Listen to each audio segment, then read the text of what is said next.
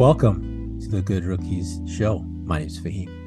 And my name is Nelly J, y'all. And we are Good Rookies. That's right. What's going on, everybody? Happy Good Tuesday. And guess what?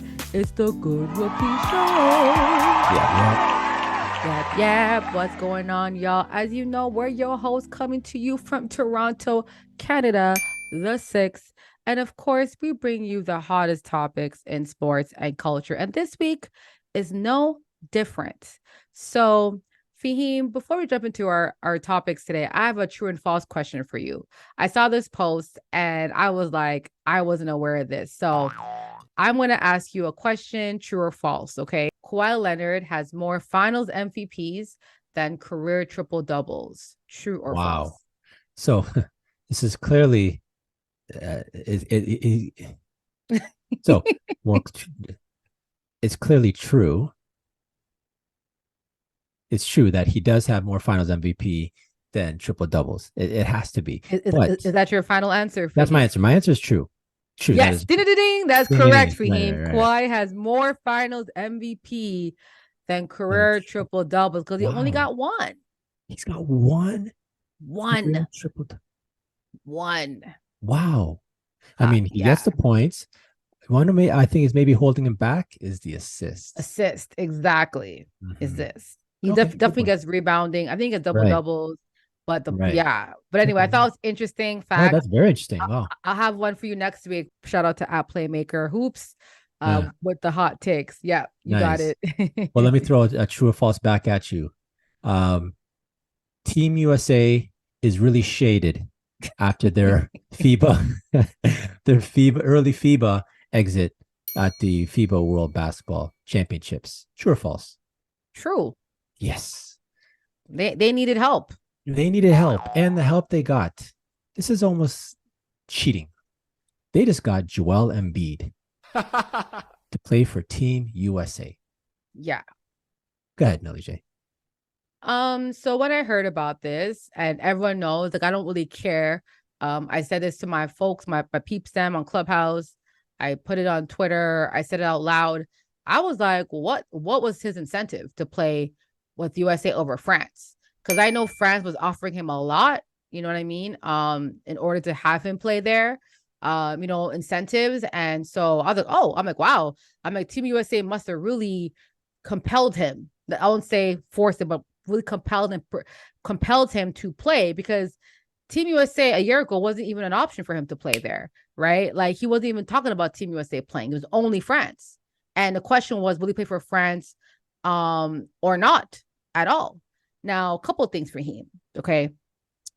I felt like, and for him, again, this is not, guys, don't think I'm coming at Embiid. I made this statement before in past episodes. I do not like it when anyone African-born or anyone who grows up in an African nation decides to play in Europe. That's been me from time. So I'm going to keep it consistent for him. I'm not going to now change up my opinion now because, whatever. I don't like it. I feel like, these nations, like, for example, for him, South Sudan, right? They could have done that. But those kids played together, stayed, they had coaches from the States help them. And now they're for the first time ever in the Olympics. Woo! You know what I'm saying? I respect that so much more than Embiid playing for Team USA. And I get it. His comment was, my son, and Embiid, your son probably would want you to play for your home country because that's where you're from. You know what I'm saying? Like, I don't understand why he thinks his son would care if he plays for Team USA. Like, let's be real, y'all. You know what I'm saying? Like Cat plays for a Dominican. Like, so many people play for, whatever. Now, someone said, oh, well, Ewing played. Yeah, guys, because Team Jamaica wasn't a team. There wasn't a Team Jamaica basketball when Ewing was playing. Like, stop the cap. At the end of the day, now in modern day, Embiid should be, and again, my opinion, he doesn't have to, but I think Embiid should be trying to further basketball in his own country, in his native country, work along Siakam and, Koloko, who are doing that today for their home country. I feel like he should be trying to implant that, because basketball has helped him become, a millionaire. So why not help other folks from your country? And I'm not saying he's not doing that, because I know he does a lot of things back home. I'm just saying for him that, like, I thought it was very, like, for me, it wasn't I felt like he's ring chasing. I'm sorry, Fahim, because clearly he can't get a ring in the NBA. So he wants a ring, he wants a medal, and he now wants a gold medal with USA. And that's the best, that's easiest, right, Fahim? I mean, Team USA has Kevin Durant, Steph Curry's going to play now, LeBron. I just think it's really like, wow. So I put a comment for him on Instagram, okay, under our IG page, Good Rookies. The comment had, wow, Team USA needed help. And for him, people felt away. They're like, oh, I mean, he is a citizen. Okay. And that means what? Like, I don't care if it's a citizen of USA. It doesn't matter. Okay. Like, he's from Cameroon. He's Cameroonian. You know what I'm saying? Like, stop the cap. So some Americans felt, well, what's the big deal? Why do people care? And it's like, we care because like there's a BAL, Fahim. There's so many things happening in basketball in Africa. Why not help your country make it to the Olympics, Fahim? Why not do that? Right. But I did, Fahim, see a post by Afro Ballers, and Afro Ballers, big up to them.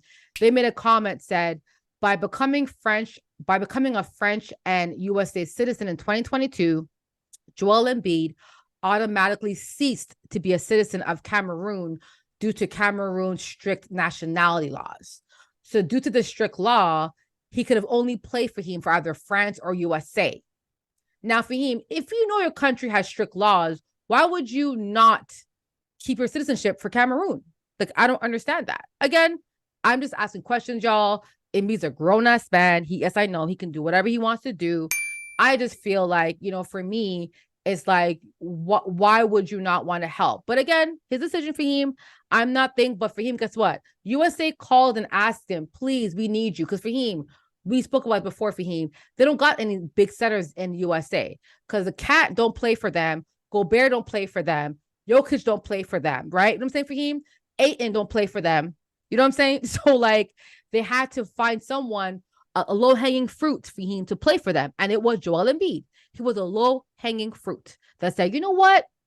Okay, cool. And now again, for him, I truly believe USA gave him incentive to play for them. It may not be monetary, but he got something out of this deal for him. There's no way he said USA over France, because France for him is a good team. They got Victor, they got Gobert. They have a good team over there too. So, like, I'm confused, bruh. But anyway, his decision. But for him, I'm like, USA is bega. They're they're bega. You have Kevin Durant and LeBron James. Why you need Embiid too? Right. Why? Sorry for you. That was my rant. You got it. No, you covered all the points I was going to go over. Maybe one I just want to kind of highlight, where you mentioned about KD's name came up. I'm a big KD guy, but when he was a free agent and he ended up going to the Warriors, and a lot of people hating on the narrative, oh, you know what, he's just ring chasing and taking the easy way out. Embiid, I mean, he's kind of like the international KD in the fact that he had an option between Team USA and Team France. And I would have really rated him a lot more if he went to France. Going to Team USA, sure, he's entitled. He can do that. He's a citizen. I get it. But I kind of think he took the easy route, Well, then on that note, we'll see how this, now I must say though, he might be a deal breaker, without, like, they're still obviously the favorites coming into the Olympics. But once you add MB to whatever roster is coming on to, it's gonna be he could be like the KD to Golden State, that cherry on top, that extra bonus. But it's funny because playing with LeBron and Kevin Durant, the ball will not be in his hand like that. He's just there to get rebounds, defend inside, play inside. But for him, we know Embiid loves to be in a perimeter. That man loves a perimeter thing, right? We know that. He wants the ball in the mid post or by the 3-point line. Right. So I'm curious to see how are they going to navigate these waters, because there's only one basketball for him. One, right? I don't think LeBron's going to be asking for the ball, but Steph and Kevin Durant, I mean, Steph can play off ball. He's pretty easy to play with.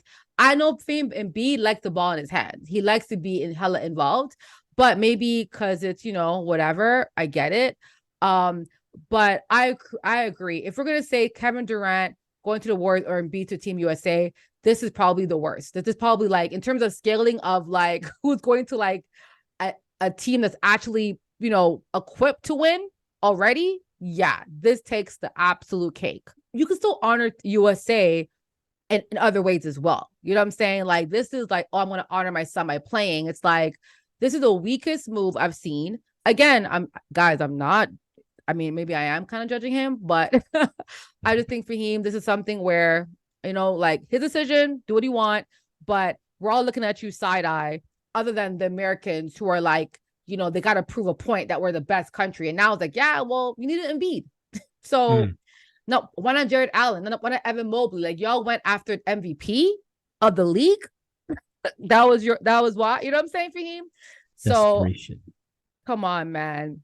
But again, my opinion, we're not hating on Embiid. Like, I'm a fan of his. I just felt like for me, and again, very, very, very for me, very consistent. I've always wanted guys to play for their homeland, period. Right. But in these colonizer countries, play for your homeland if possible, right? If possible. That's what I'll say. So even him going to France, yes, I get it, it's better. But even for him, remember last year I was saying this too. I'm like, yo, I don't want him to be playing. I want him playing for Cameroon with Siakam and Koloko, right? So I'll keep it consistent. I'm not saying France or USA. I'm saying play for Cameroon. That's what I'm saying for him. Like, don't play for either, or play for your homeland and help build that country. Because South Sudan did it. Nigeria's done it before, right? Like, why not do it for your country? Why not? So anyway, good luck. Team USA will probably win gold. But for him, question for him: do you think he'll be healthy? Do you think he'll be healthy for him to play in the Olympics? You got it. Well, yeah, I don't. You're right. It's long season. Then you got the Olympics after. But yeah, I'll give him the benefit of the doubt. I think he'll be there. I think he'll be healthy. Okay. Because honestly, for him, remember, in the Olympics committed versus who actually, remember, committing just says I'm committed, but we saw guys commit for other countries and they pull out because of injuries, because the NBA team is like, nah, bro, we don't want you harming anything during the Olympics, right? So commitment doesn't mean he's going to be playing. I think there's a lot. And for him, we know Embiid is injury prone. That's why I'm asking you. Like, he's not the guy that, you know what I'm saying? So for me, if I'm Philadelphia and he's my franchise guy, we'll see. We'll see if he plays. Okay. So, breaking news or big news, I must say. The WNBA is making an expansion to a city. Not the city that I would have thought, to be honest with you, but let's give them the benefit of the doubt. They know what they're doing. The city that the WNBA has officially announced new expansion to is San Francisco. Woo! Congratulations, San Francisco. Congrats. LEJ, you got it. Yeah, I figured this was a city that they're gonna go to. Really? Remember, we saw the last four. It was Portland, Philly, Toronto, and Philadelphia. Yeah, sorry, Philly, the Bay, Toronto, and Portland. Those are the four finalists, right? So we knew between those four, and that area, WNBA. You know, Steph Curry is a big advocate for women and basketball. We know that his line shows it. So I mean, it just makes sense to have that team there. And they do have, you know, a big basketball, you know, fandom. Basketball is huge in the Bay. So I think it will do well. So I am really happy for the Bay, for the ownership, for taking on this, you know, and I think it's really dope that, you know, they're going to have a team. I think it's going to do really well. Do you think they're going to be named San Francisco somethings, or do you think they'll keep Golden State? Yeah, I think they'll probably keep it Golden State. You know what I mean? I think they'll keep it Golden State. They should actually. I don't think they should call it something else. Probably Golden State. I don't know what name, but Golden State something. Yeah, I would assume that they're going to do well. It's just so. Are they only doing one city at a time? Is that what's happening? So it's funny. So big up to Beyond. I think he tweeted about like Portland might be coming close. Toronto. Toronto. So I tweeted about this. People have commented. It's been a big discussion on my Twitter. But Toronto was in it. MLSE pulled out because the sticky point was venue selection. the WNBA demanded that they play at the Scotiabank Arena, Oh, and they were not willing to let go of that concert revenue. Remember, it's summertime, of course, a yeah, lot of concerts happen there every weekend. right. And again, my thing with Fahim is that like, so there couldn't be like a middle ground, but I get it's concert, right? So for a concert, you have to set up for the concert. You can't have a, you know what I mean? So they need time to go from basketball to concert. And yeah, I think there's other venues that are within the GTA Fahim that would have done really well. Having a women's basketball team here, professional team, would have done well in any part of Toronto, GTA. Didn't have to be downtown, but they wanted it downtown. And I think that's BS. I don't think that's fair. And so it's either the WNBA is lack, they have no one on the team that knows Toronto or knows how the city works. Because Fahim, we know most fans of Raptor fans don't live in Toronto. They live outside of Toronto. They drive to Toronto to watch Raptor games, or they fly over to watch Raptor games. So it's like, why do you think that if it's not downtown, it won't be successful? So that's, I think, ignorance on WNBA side. And I think for the MLSE, why didn't you guys have other options ready? Say, you know what, we're gonna invest and renovate this venue for this. You know what I'm saying, Fahim? So I just felt like it wasn't like there was no preparation there. The WNBA has always been around the summertime. We all know this. So why would you go to a deal for him not prepared? So I think whoever was brokering this deal on both sides, absolute garbage. They did absolute garbage. I probably could have done a better job for him if I was a part of that conversation. But nonetheless, that's why MLSE pulled out the bid, because the sticky point was venue. They demanded downtown, and MLSE was like, yeah, we make too much money off concerts. We're not doing it. But I think Wow. I believe Portland has made it further. So I think Portland will be the next one up or announced from what I read on social media. But yeah, I guess we'll see what happens. But I think And those fans are two teams, not just one. are they going to keep that same pressure for the Golden State team Yeah, to so they're play where playing the at the same Warriors? venue as the Warriors. Yeah. Oh, Yeah, okay. but not every team in the WNBA plays in the same stadium. Like I went to a Liberty game that was not in Madison Square or Barclays. It was like an hour north of the city. Right. At that time. So not every, but then because the Nets owner acquired them, they're not playing in Barclays when it was renovated, right? I know Dallas Wings doesn't play in the same arena as, as Dallas Maps, right? I think the Lynx play, but I think someone, thank you, I forgot who it was, but he commented saying that there was 5 or 6 teams that are owned by NBA teams, and those teams, not all of them are, but most are playing in the same arena. But it's like, why is it a mandate? Why? Like, if we can renovate and create the same atmosphere somewhere else, Yeah. like why the hyper focus on downtown only theme, the commissioner, whoever was involved, that to me is ignorance towards Toronto. Like they don't think you can do anywhere else outside of downtown, which is not true. Which is not true. Which I agree, because if they were to take it to even where the 905 play, which is in Yes, Mississauga, that's a 5,000 seat arena, and they would, it would you sell get, out. of course, 5,000 seat in Mississauga, an hour outside of Toronto. That's a layup, So Easy I layup. agree. I agree. Yeah. Well, once again, congratulations to San Francisco, aka Golden State. Big And up I guess we yourself. see who's next up to bat. But I'll be honest, I was really surprised after the 20. There's a first ever WNBA exhibition game. It had like 20,000 people apparently to that. It was a sellout.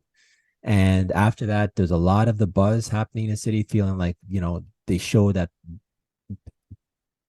WNBA basketball can work and people will Mm-hmm. show up.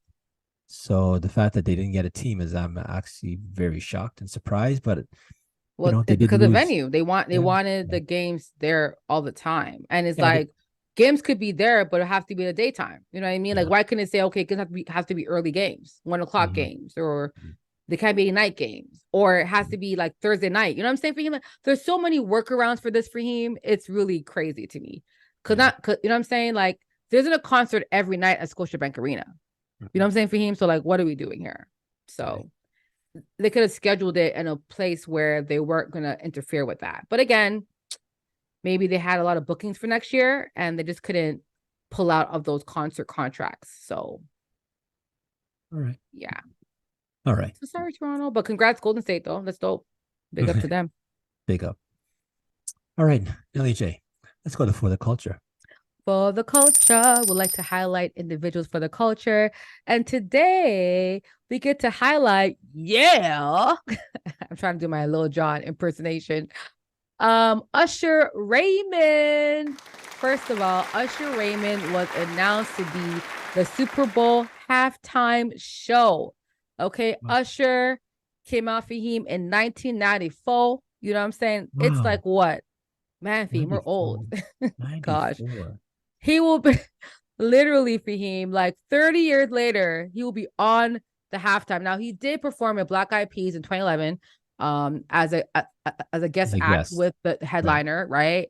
But Fahim, I was so happy for him. I thought he deserved it. You know, he's doing big things in Vegas. I think his last show in Vegas is probably this week coming up.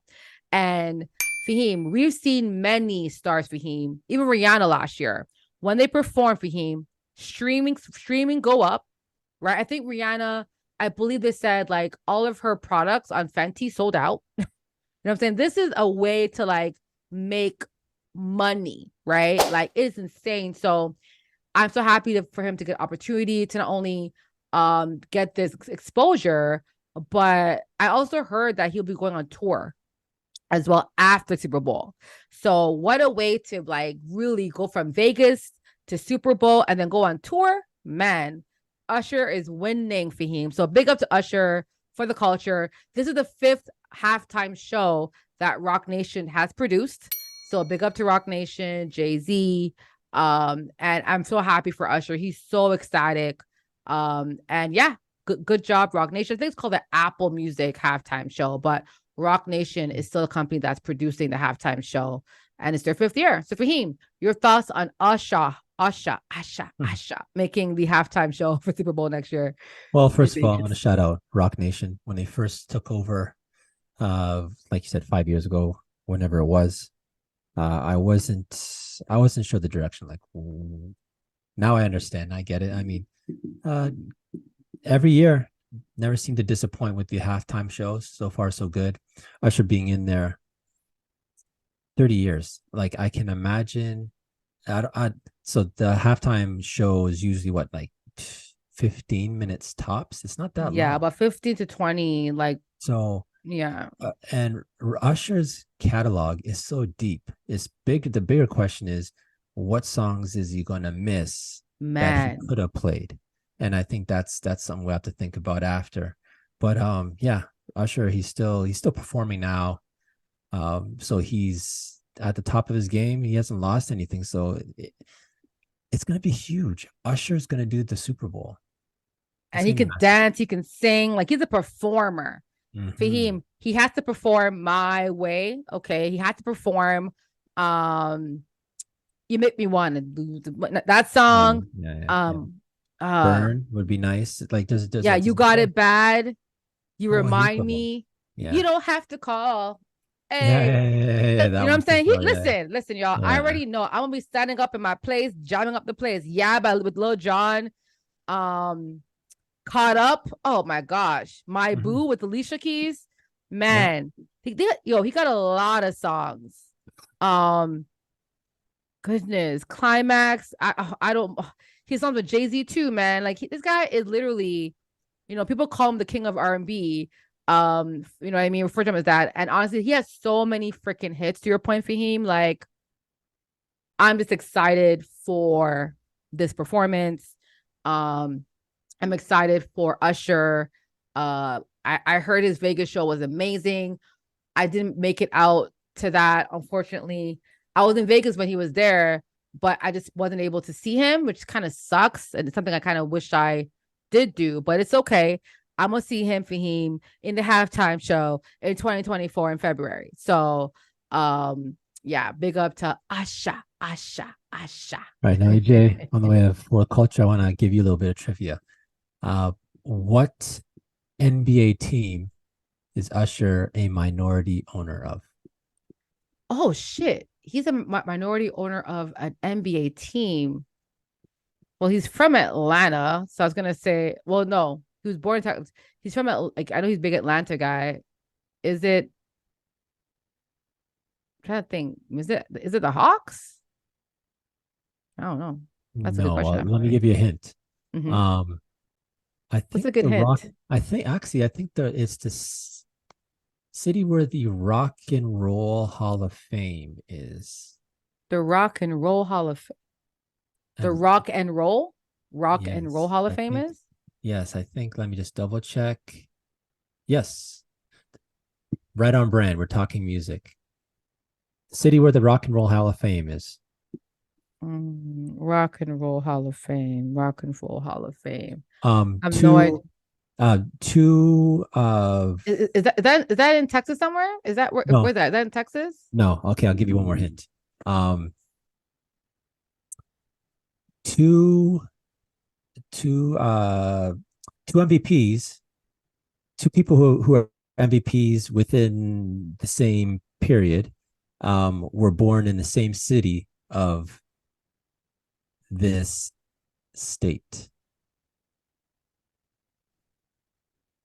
So I think two superstars are born in the same city. Oh, the same hospital. What's funny, I just read about like how Steph Curry and Right, LeBron were right, both born in the same right, hospital in Akron. Is it Akron? right, right, Akron. right. Akron, And you Ohio. don't know what to call it, So Akron. right, right, Akron. right. Yeah. Akron, I right. So I legit read that like a couple like days ago. So nice, I'm nice, nice. like, Okay, so you so got it. so Yeah, hold up, the Cavaliers? I knew the part of yeah. the The Cavaliers. Cavs, yeah, That the is such a Cavs. random fact. I love Yeah, that. I had yeah, no yeah, clue. yeah. There you go. Wow. There you go. So shout out to Usher, and we'll be waiting Big for the up Super to Bowl. Usher. Mm-hmm. Woo! Usher, Usher, Usher, Usher, Usher. Usher.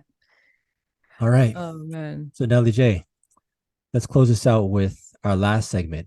That's absurd. That's absurd, Fahim. Bro, what was absurd this week? What was absurd? Terry Pegula, the owner of the Buffalo Bills, has allegedly made a racist comment about black players in the NFL. And this is a quote. During a Zoom call, and here's a quote. Here we go. The quote is, if the black players don't like it here, they should go back to Africa and see how bad it is. End quote. Absurd. Absurd. He's what the hell? You're alive, Fahim. He said on a Zoom call. Yeah, allegedly. I'm going to throw the allegedly in there. But yeah. Allegedly. So if the black players don't like it here, they should go back to Africa and see how bad it is. Yeah. He and now So let me put some context to why he was talking about this. They talk about the NFL's social injustice initiatives and Black Lives Matter, and then when there's NFL media coworkers were on this Zoom call, and that's when he allegedly said this. so this, and again, folks, this is a lawsuit, right, Fahim? So this is a part of a lawsuit that this guy Jim Trotter, he's a journalist who formerly worked at the NFL for NFL media, right? So he's the one that actually has a lawsuit about lack of diversity among NFL executives, stuff like that. But in a section of this lawsuit, a 53-page lawsuit, he claims that a fellow journalist witnessed Pegula saying that blah blah blah blah, right? And that quote came from some 2020 players were protesting against racial injustice, 2020 year. And so Trotter did ask NFL media to investigate, also executives at the NFL media to investigate him, right? But they brushed it off and said that the league office is investigating it, but he felt like he's being brushed off. Right. So Mm-hmm. a journalist told him about this. They told the NFL, and now it's coming out, right? So I mean, like, why would he make it up? You know what I'm saying? Like, this is a lot to say. Why would he make it up? And of course he's gonna deny it, right? Because that's what he's But gonna do. But that's just absurd. Like the fact that that's alleged that you said that, that's freaking insanity. mm-hmm. Because, like, what? This is wild for him. I'm appalled. So another part of the absurdity is there was approximately 40 other NFL media coworkers on that Zoom call. So if it was, say, for instance, the owner speaking on a Zoom call to one other person, and then someone else hears and they want to deny it. Okay, well, there's nothing. You have 40 people on a Zoom call. Are you telling me that 40 people are just going to forget or just overlook that it was on the call? You know what I'm saying? Mm-hmm. And, It's and odd. it's just odd. And, to pile onto this, because, again, I think the majority of owners or men of that age or caliber or that status, I feel like a lot of them are racist. I'm sorry. I'm not optimistic that a lot of them are not. And if they're not, I'm more shocked than that. But Trotter also claimed, and again, this is all claims, that during a conversation with Jerry Jones in 2020, he asked the Dallas Cowboys owner about the lack of Black executives in the NFL. And Trotter alleges that Jones replied that if Blacks feel some kind of way, they should buy their own team and hire who they want to hire. Crazy. Again, this is all a part. Please, guys, go to theguardian.com. Their article is very thorough. Yo, Fahim, the Guardian even has the 53-page lawsuit. You can actually download the entire allegation and review it. Like, they did a thorough investigation on this, on what has been alleged, what the concerns are, and stuff like that. The league, though, denied the allegations, and they said that we take these concerns seriously, blah, blah, blah, whatever. Right. So, and Trotter also denies it as well. So I want to be fair. Both the league and the owner deny it, but this is absurd. Like, again, Fahim, we know Kaepernick had a lawsuit and won. So clearly there's some racism in the league, because if there wasn't some type of, kind of issue there, Fahim, I don't think they would have paid for his silence. Let's be real here. So the NFL isn't clean of anything, right? But these are some serious allegations. And yeah, I'm curious to see what happens with this lawsuit. But this, Fahim, like, this is where, we saw coaches get fired a couple of years for saying things. And now it's like, okay, is this something where, I think even like the owner of the Suns, right? He had to sell his team, Snyder, for the Commanders, right? Like, Fahim, owners aren't safe. You know what I'm saying? The people, the fans of these teams are Black and brown people. So to say start your own team or all this stuff is really concerning. So again, it's all claims by Trotter. It's all alleged. Big up to the Guardian for having the tea that we can talk about in the podcast today. It's just unfortunate that, that these players that are there, that put their, blood, sweat, and tears, that, these type of, this is going to happen until, that generation and their ideology is like is washed out. But until then, it just reminds us all that, like a lot of people grew up in a different era where that was okay. And now it's not, right? And well, sorry, never been okay, but we didn't have voices back then for him to talk to, or the I guess the power or the monetary, backing to support it. Now those owners rely on people that look like us to be successful in this business. So, 2 owners for him were forced out of their teams in the past year. So he better hope that this is not true, because if it's true, he'll be forced out as well. So that's facts. That's facts. He ain't safe. All right, Nelly J, let's put this episode in the books. Y'all, that was the Good Rookie Show. So y'all, first of all, thanks again for taking the time to chill with us again this week. Love the community we're building with Good Rookies podcast. I got 2 shout outs for him, and I'll be really quick with it. My first shout out is with Simone Biles to win her 6th all-round title at the Worlds. 6th, y'all, at the Worlds again, all-around title. She was crowned it, this week, and sorry, this past week, because we're recording a week before. But big up to Simone Biles. You know what I'm saying? Just a 6th world all-around gold medal, breaking her own record. Okay. On top of that, I want to congratulate the Aces and Liberty for following the script. Y'all took care of business, and now y'all in the finals for him. So big up to them. Very excited to watch I'm actually going to a game, so I'm excited for that. But nice. Guys, make sure you guys are checking out the Aces and Liberty finals. It's going to be incredible. It starts October 8th. So by the time this comes out, game 1 will be done. And game 2 will be, I believe, on the Tuesday or Wednesday when this comes out. So please check out the finals. It should be amazing. We have 2 Fahim MVPs, 2-time MVPs for him going at it on the respective teams. So I'm really excited to watch history be made live. You got it for him. Nice. Hey, man, quick on the way out, I'm gonna shout out Drake. New album dropped from Dogs, and I just heard that it's charting at #1 on Billboard, which would make him tied with the king of pop, Michael Jackson, for #1. #1 hits, #1 hits on Billboard. Tie Michael Jackson, which, like, I guess you don't say anything to that. You just, congratulations. Numbers don't lie. Damn, numbers don't lie. Definitely. You can't argue that. I did hear someone saying, well, it's a different era and you're dealing with streaming and everything, but it's still level playing field. Like back in the day, maybe they didn't have streaming digital, but it was Michael Jackson against his competitors who were putting out music at that time, and he was charting #1. Drake's doing the same thing. Drake's competitors have the same opportunities in regards to streaming and digital also. So if they're playing on the same playing field and Drake is just doing what he's doing at #1, I don't see where it should be any problem. So I agree.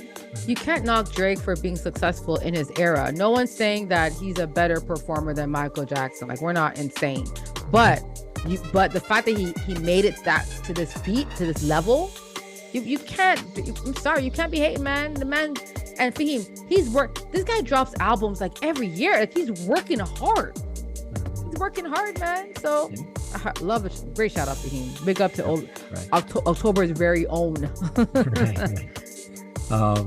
Actually, I'll throw this on the way out. Nelly J, how many years before Drake does the Super Bowl halftime show? Wow, I'm surprised he didn't have done one yet, to be honest.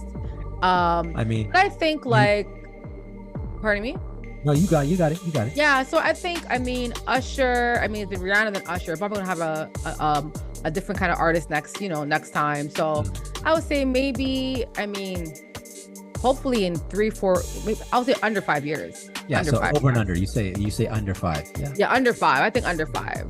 Yeah. Why not? Cool. The Weeknd did it. Why can't Drake? Right, that's what I'm saying. Like, you know what I mean? So Drake's 15 years deep in the game and still at top of the game. So